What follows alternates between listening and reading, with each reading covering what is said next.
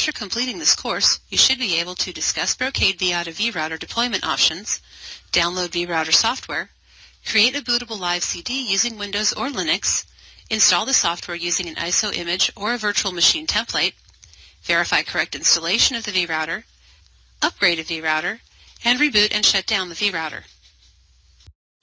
We'll begin by looking at options for deploying the vyatta vRouter. vRouter can be installed on any x86-based 32-bit or 64-bit platform. You can install vRouter as the only operating system on a system, often called a bare metal installation.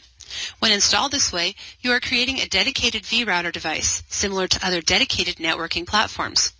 You can also install vRouter as a virtual appliance. When installed this way, the vRouter shares system resources with other virtual appliances, with resource allocation managed by a hypervisor platform running as the underlying operating system. Brocade provides several pre-configured virtual machine templates for several different hypervisor platforms. We also have a generic virtualized installation image that uses an install procedure similar to a bare metal installation. To download vRouter software, point your browser at www.vyatta.com. Click on the Support tab, then select Support Portal. You'll be redirected to the Vyatta support website. Enter your support login and password, then click on Download Software to access the image files. The file or files you need for vRouter depend on the platform you're installing to. Make sure you download the correct files. The file name includes either the keyword live CD or the name of a hypervisor. Live CD files end with .iso. Hypervisor templates end with an extension appropriate for the particular hypervisor.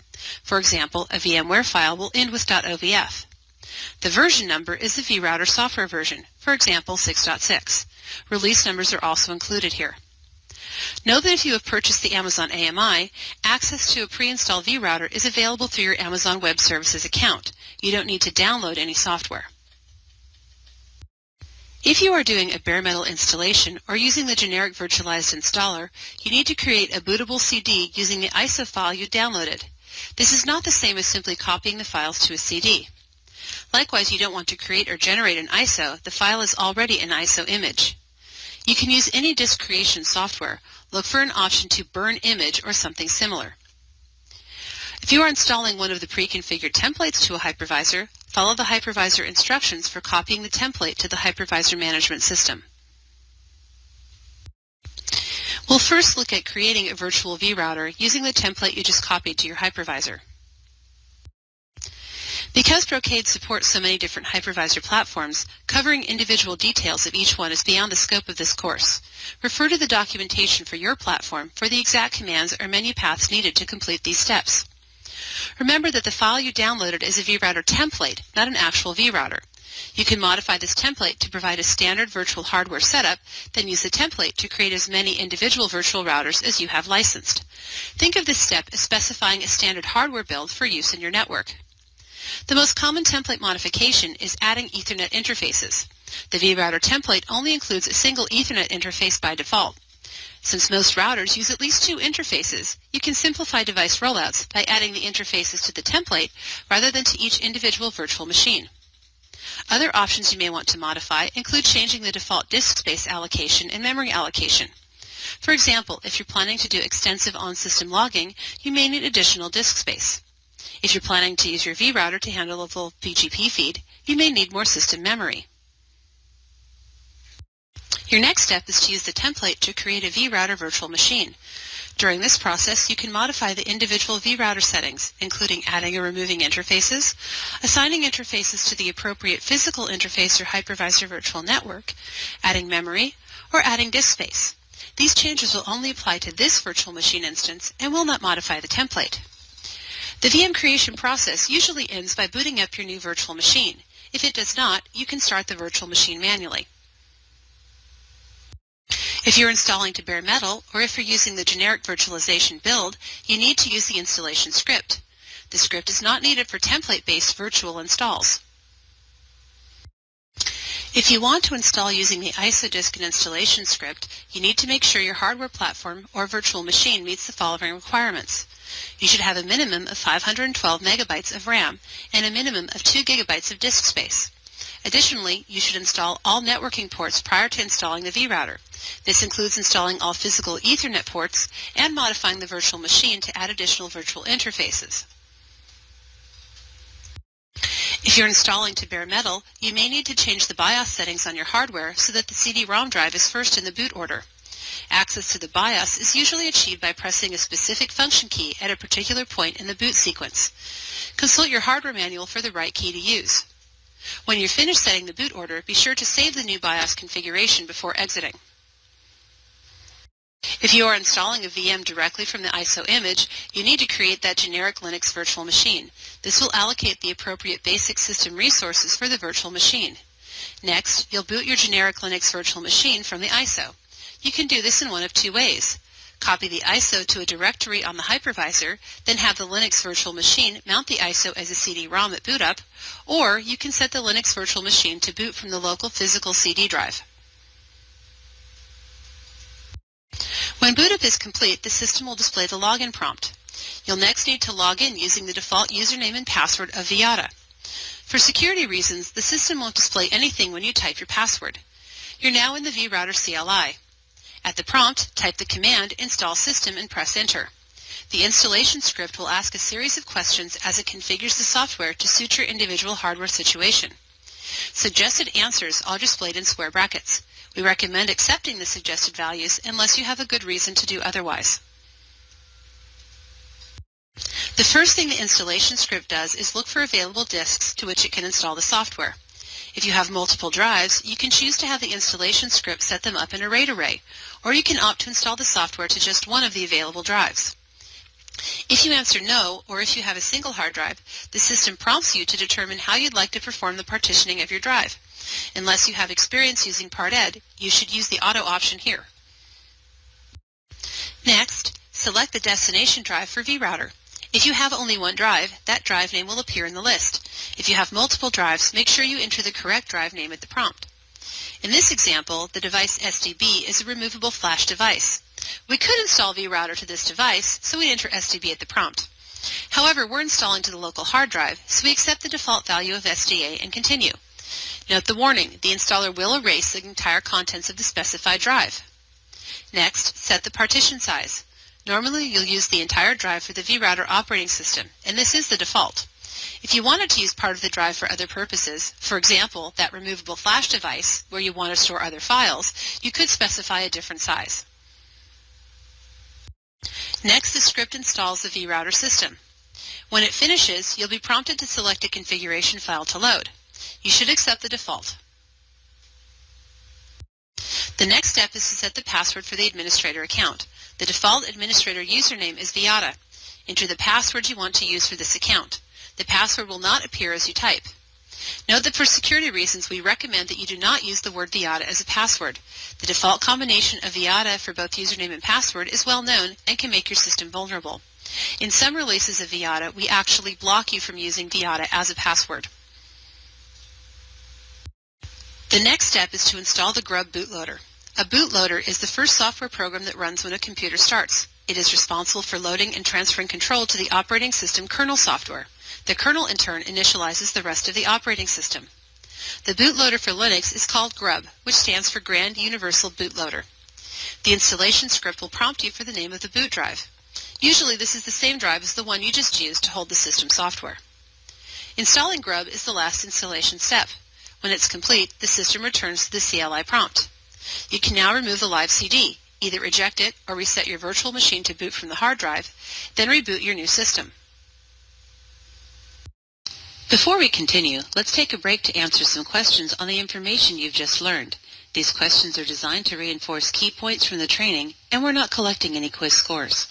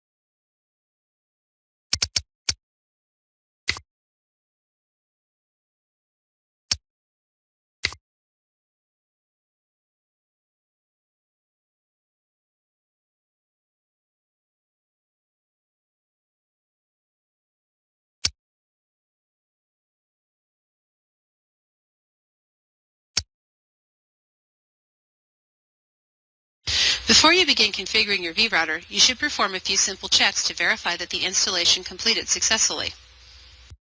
The first step in verifying your installation is to log in using the device administrator account. The username is vyatta, and the password is whatever you set during the installation process. If your installation is successful and you type the password correctly, you will see the CLI prompt. Next, verify the version and boot source information. Type the command show version at the CLI prompt. The show version command will respond with several pieces of important information. First, check the software version and verify that it is what you expect it to be, in this case, Subscription Edition 6.4. Next, look at the line that reads Boot Via and verify that the system has been booted from the local disk image. A common installation mistake is to forget to remove the live CD from the CD-ROM drive after installing. If that's the case, the Boot Via line will read Live CD. If that happens, don't worry.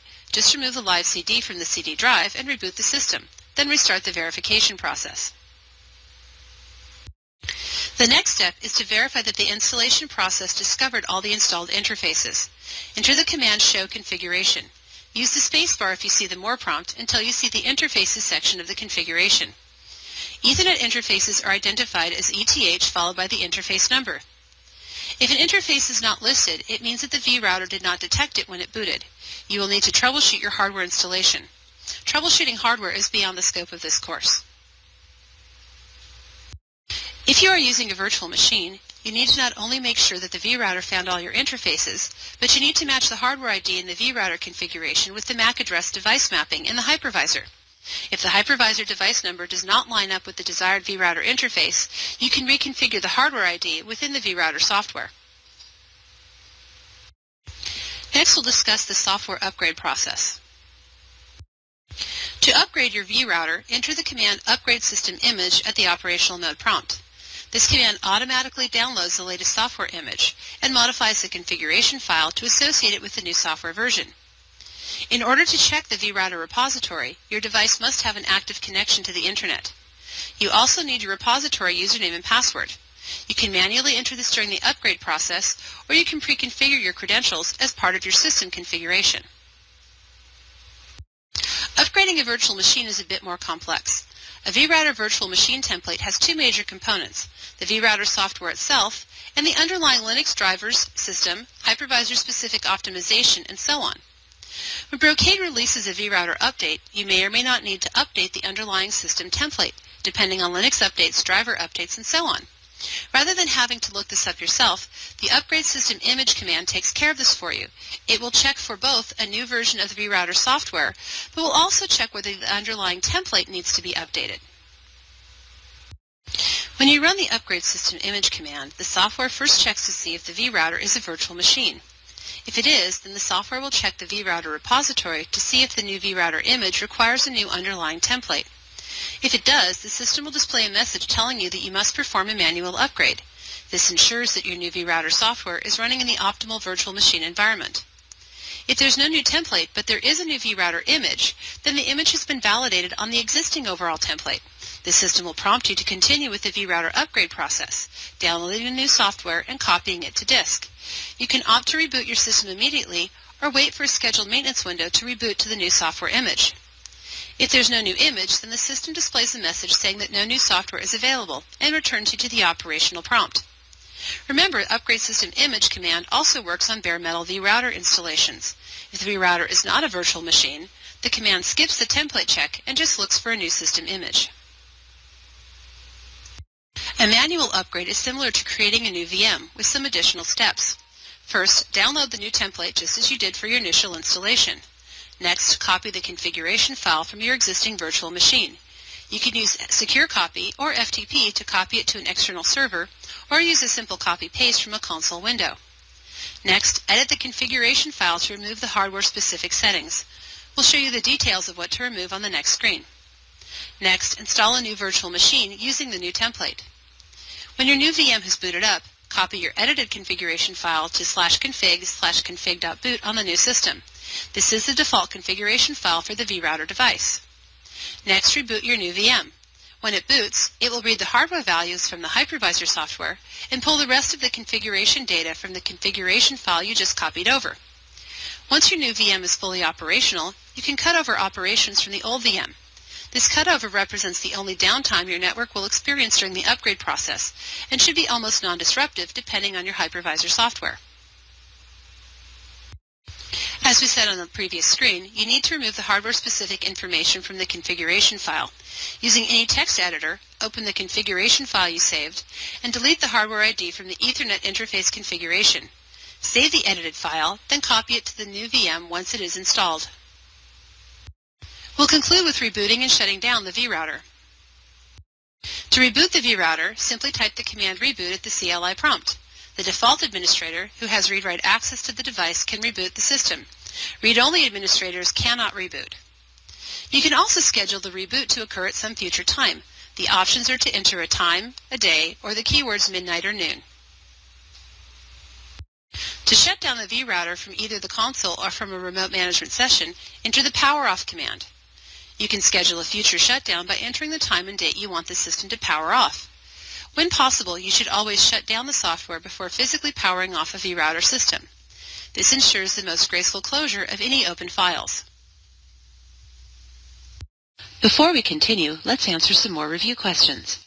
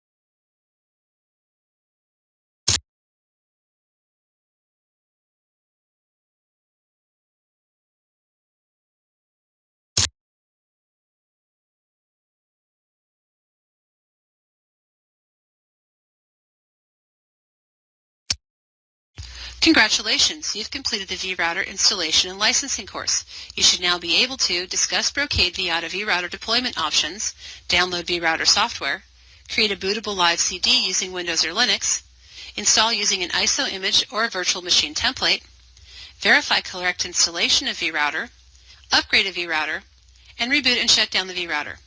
We hope that this course has been helpful to you and that you will take additional Brocade University courses in the future.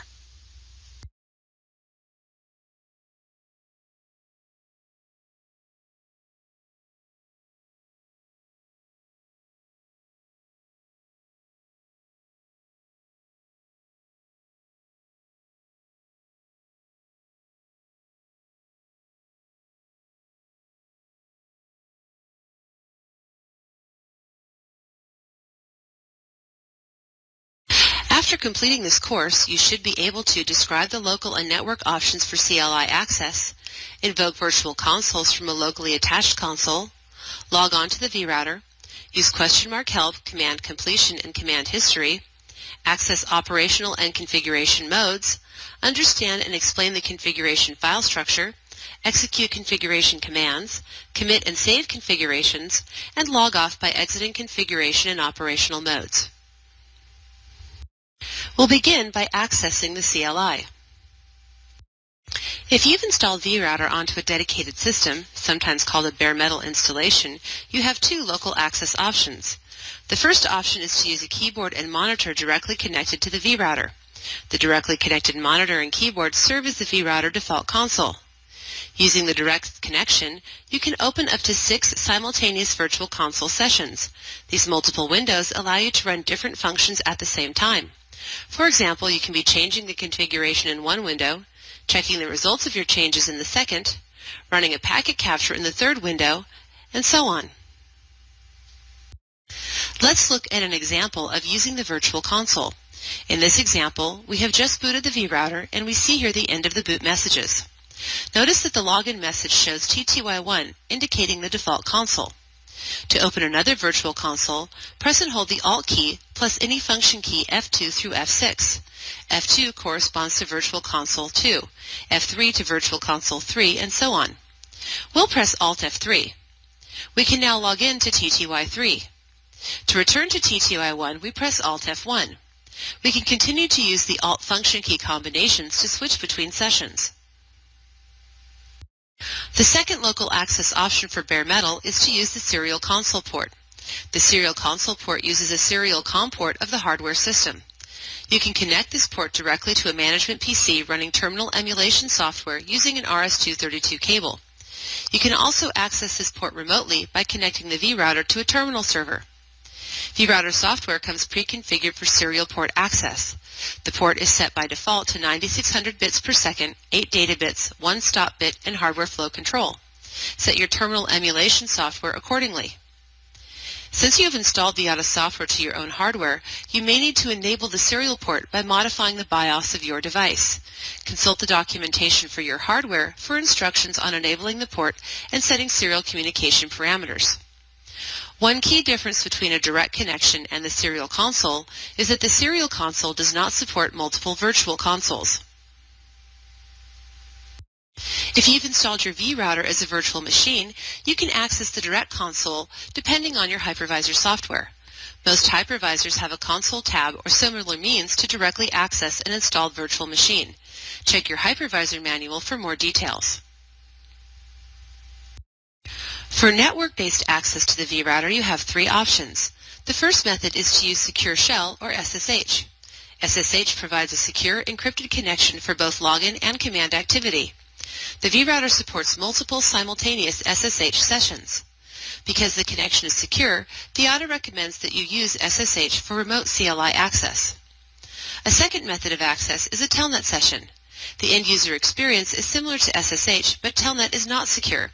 It uses plain text to transport both username password information and command activity. As with SSH, the vRouter supports multiple simultaneous telnet sessions. The third access method is to use HTTPS to access the vRouter GUI. Obviously, this is not CLI-based access, but we mention it here because it is another way to access the vRouter from the network. Because you are using HTTPS, Your connection to the GUI is encrypted, so it provides the same security benefits that SSH does for the CLI. The Web GUI also supports multiple simultaneous sessions. Note that network access requires you to configure an IP address on the device and enable the appropriate access service. Once you've accessed the CLI, it operates the same way regardless of access method. The vRouter CLI is similar to that of other major networking vendors, making it easy to learn for most network administrators. !help is available to help with command syntax. Command abbreviation and completion avoids the need to type long words in commands. Command history makes it easy to recall, edit, and resubmit commands. And the configuration file is hierarchical for easier reading. We'll cover more on each of these features once we log in to the vRouter. Before we continue, let's take a break to answer some questions on the information you've just learned. These questions are designed to reinforce key learning points from the training, and we're not collecting any quiz scores.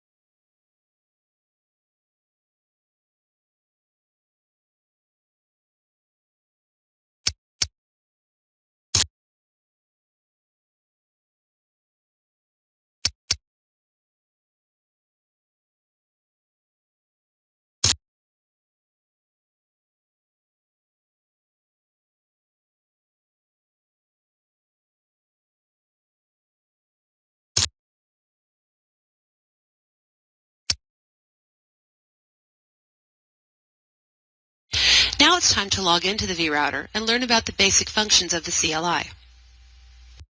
As we've seen previously, the system login prompt identifies the system as a vRouter and indicates the session name, T2I1 in this case. To log in, we need a username and a password. Your vRouter has one pre-configured account. The vyatta account is the default administrator. This account has full read-write access to the system. The first time you use this account, you'll use the password vyatta. You will then be prompted to reset the password to something other than vyatta. The new password will automatically be saved. However, for security reasons, Brocade has a couple of recommendations regarding this account. You should create additional administrator accounts with read-write access and avoid using the default vyatta account. Even better, delete the vyatta account altogether. We explain how to do this in the vyatta system configuration course. The format of the vRouter command prompt provides two important pieces of information. The name of the user logged into the session is displayed to the left of the @ symbol. The hostname is displayed to the right of the @ symbol. The default hostname for every device is vyatta, and of course you can change this to suit your needs. We discuss how to do this change in the system configuration course. !help is one of the most useful commands for many users. Typing a question mark at any point in the command will display the possible options for completing the command. If we type a question mark at the prompt, the vRouter displays all the available commands.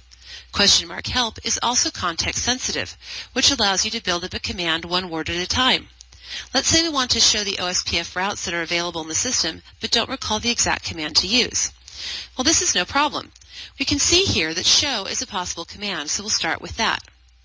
When we type show followed by question mark, we see all the options for the show command. Note that when the prompt returns, it includes the word we typed previously without the question mark. Since our goal is to display IP routes from OSPF, it looks like IP is the best available option. So we add IP followed by question mark to the command. The vRouter returns the list of possible options. Since we want to see routes, we enter route as our third word and then follow with the question mark again. OSPF is now an option, so we type OSPF followed by the question mark. The system tells us that there are no more options, so we press Enter to see the command output. Command history is another great feature that helps speed up your work in the CLI. You can use the up arrow key to scroll back through the command history and the down arrow key to scroll forward. Command history is especially useful when fixing typos or when entering many similar commands. For example, here we'll misspell the word interfaces in the show interfaces command. To fix this mistake, we simply press the up arrow to recall the previous command, erase the misspelling, then enter the correct spelling and press Enter. If you don't particularly like to type, you can abbreviate commands. As long as the character string uniquely identifies a command, you don't have to type out the full words. If you enter a string that the system can't associate with a single command, the parser will tell you where the problem is and display the available options that match the string you entered. Note that only command keywords can be abbreviated. Names, such as list names, cannot, nor can you abbreviate addresses. Finally, the vRouter support team asks that you use unabbreviated commands when you submit trouble tickets or bug reports. Abbreviated commands make for easier usability of the vRouter, but are much harder to use when building a searchable database of bugs and trouble tickets. To see a complete command, type in a few characters, then press the Tab key to complete the command string. For example, instead of typing the full command show configuration, we can type shtab, conf tab. The system completes each command word. You still have to press Enter to execute the command. Where the Tab key can be useful is with those names and addresses that you cannot abbreviate.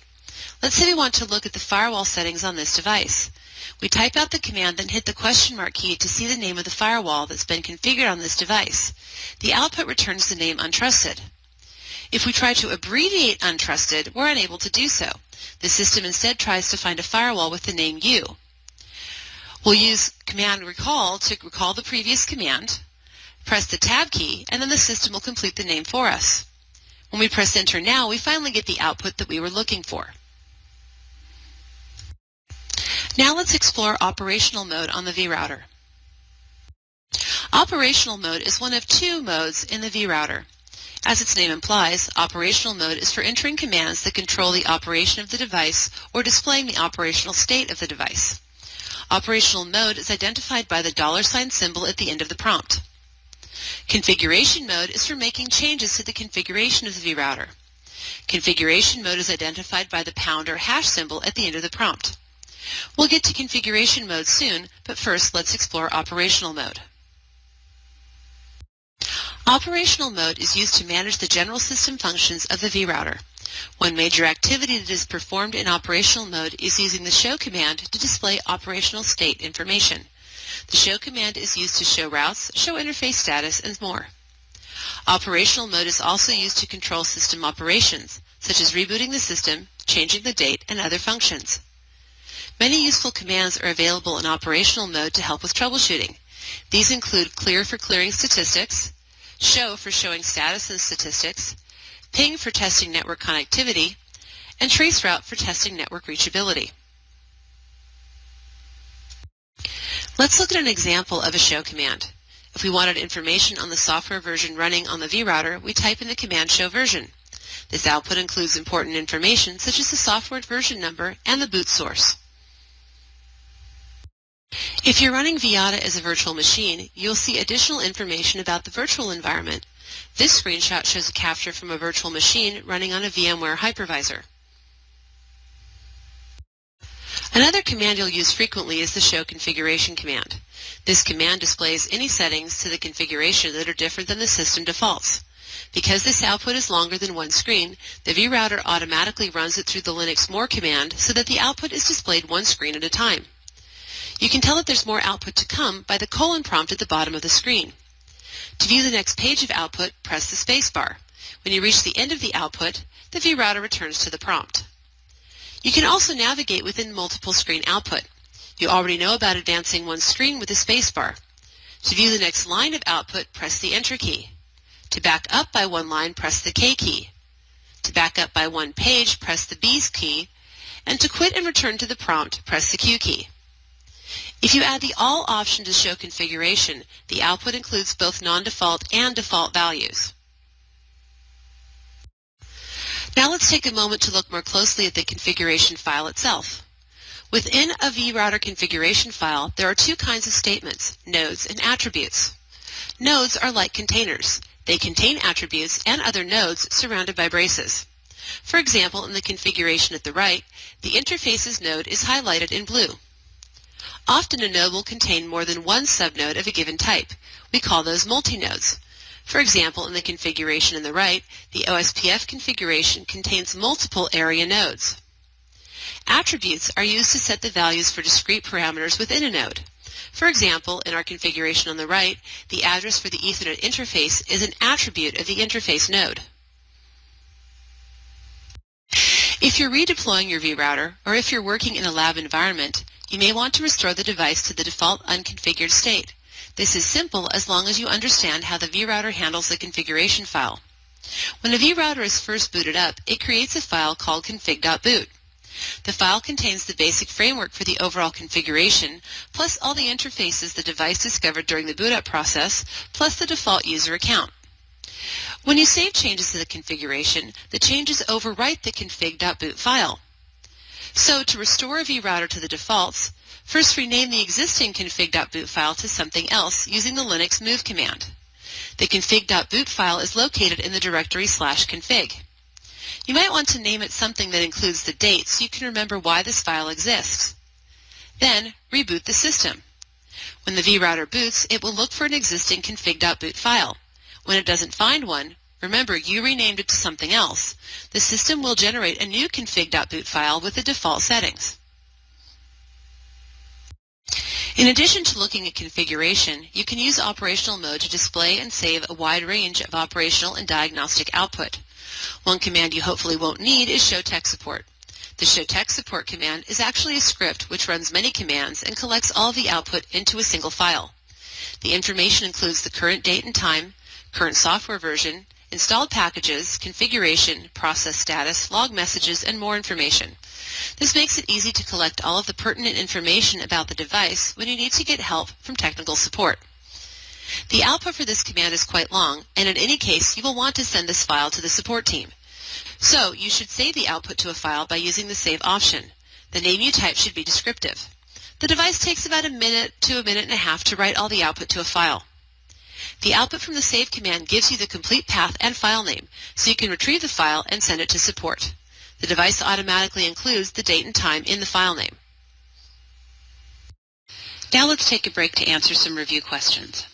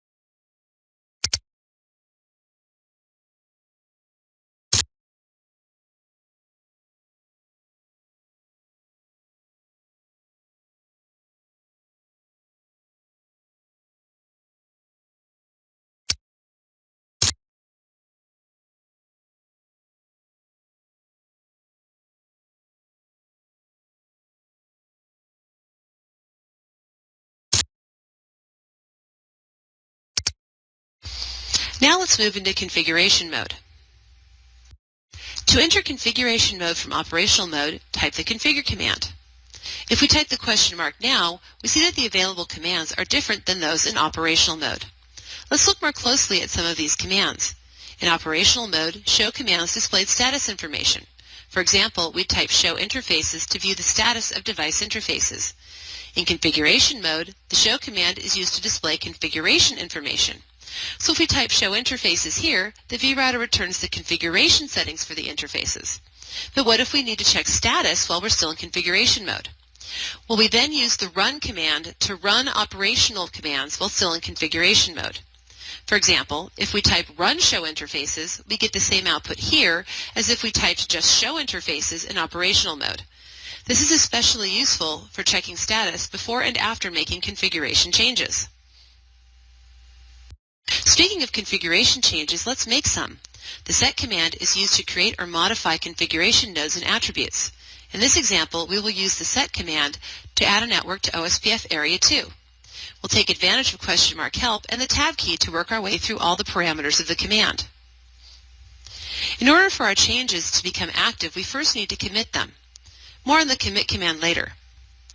Now when we look at the OSPF configuration, we can see how the command we entered relates to the main node protocols and the subnode OSPF in Area 2.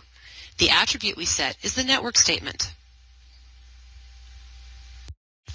If nodes and attributes are beginning to confuse you, don't worry too much about the terminology. The main thing to remember as a user is that the configuration is hierarchical. This is especially important when you start undoing a configuration using the delete command. When you delete a node, all subnodes beneath that node are also deleted. Let's take a look at the effect of different delete commands on our OSPF configuration. As you can see, the OSPF node includes two subnodes, one for each area. Within each area are multiple attributes. If I type the command delete protocols OSPF area 2 network 10.2.3.0/24, I will only remove the network attribute from area 2. I won't remove area 2 itself. If I type the command delete protocols OSPF area 2, I'll remove the area and all associated attributes. Likewise, if I type the command delete protocols OSPF, I'd remove the entire OSPF configuration.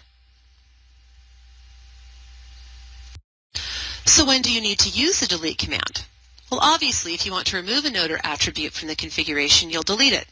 We saw that in the previous slide with the example of removing an OSPF area.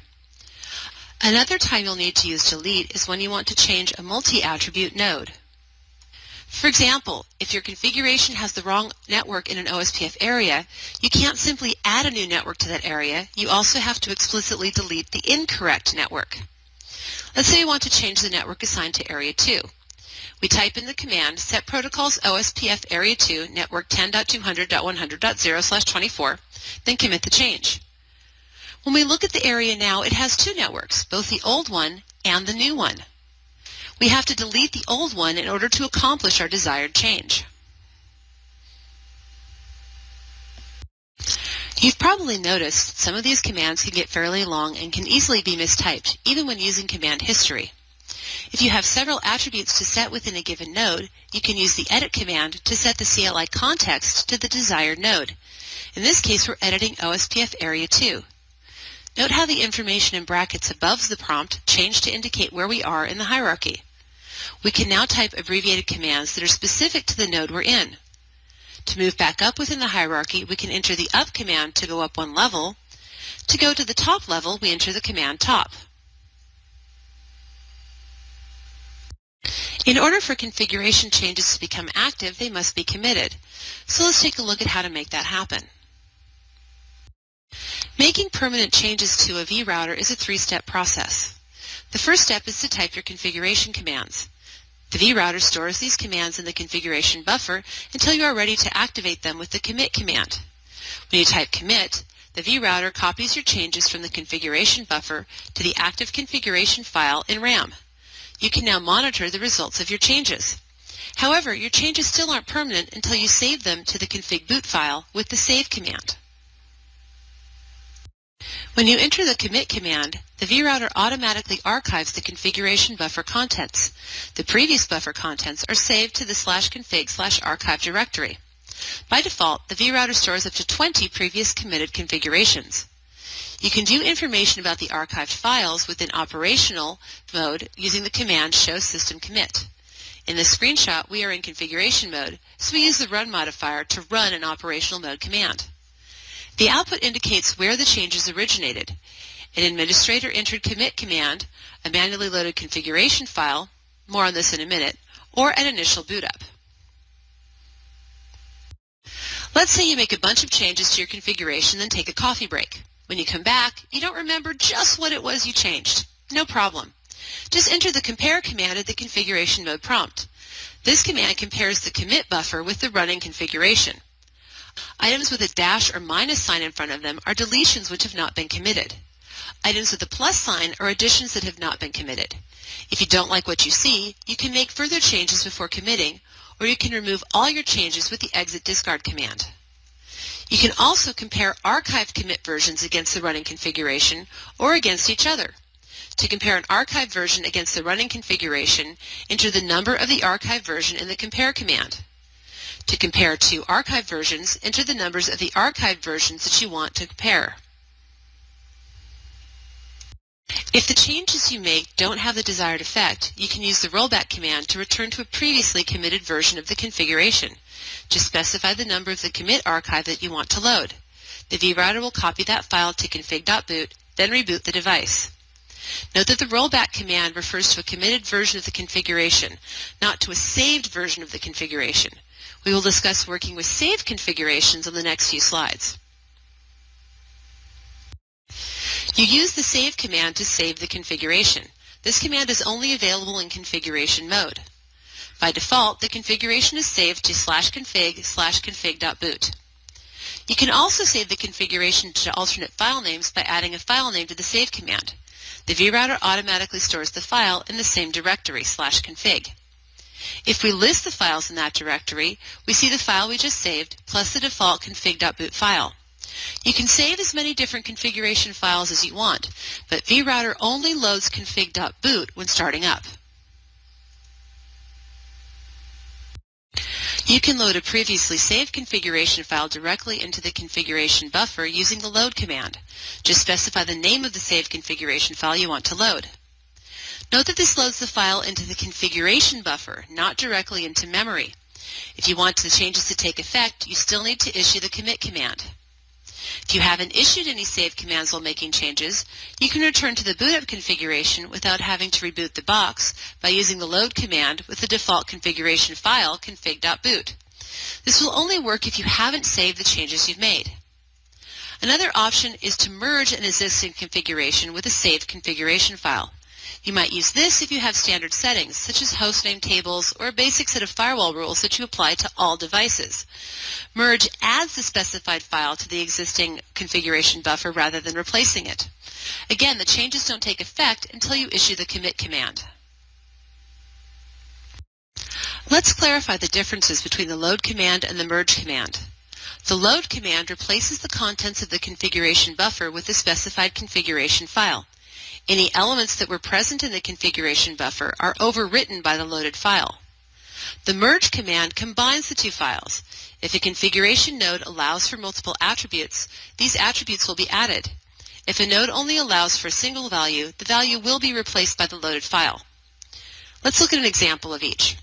Our config buffer currently contains an address assignment for our Ethernet 0 interface and a firewall rule that matches the source address 1.2.3.4.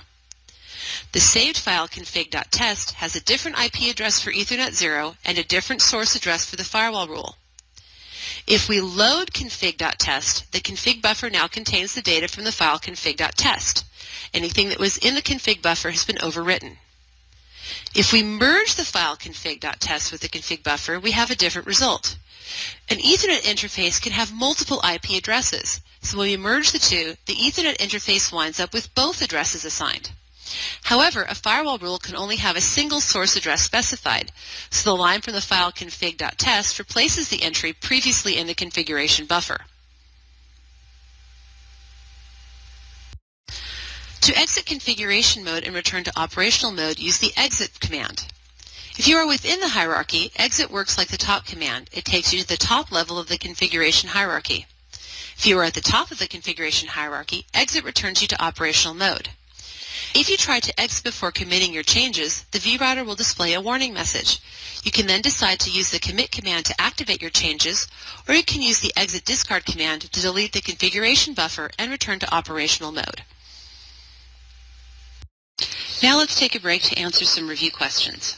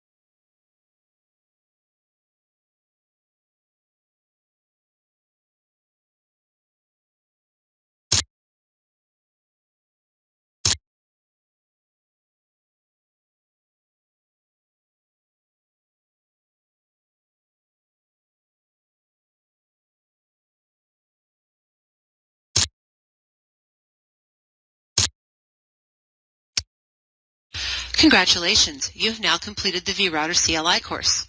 You should now be able to describe local and network options for accessing the CLI, invoke virtual consoles from a locally attached console, log on to vRouter, use basic cell functions such as $help, command completion, command history, and the more command, access operational and configuration modes, understand and explain the configuration file structure, execute configuration commands, commit and save configurations, and log off by exiting configuration and operational modes. We hope that this course has been useful and that you will take additional Brocade University courses in the future.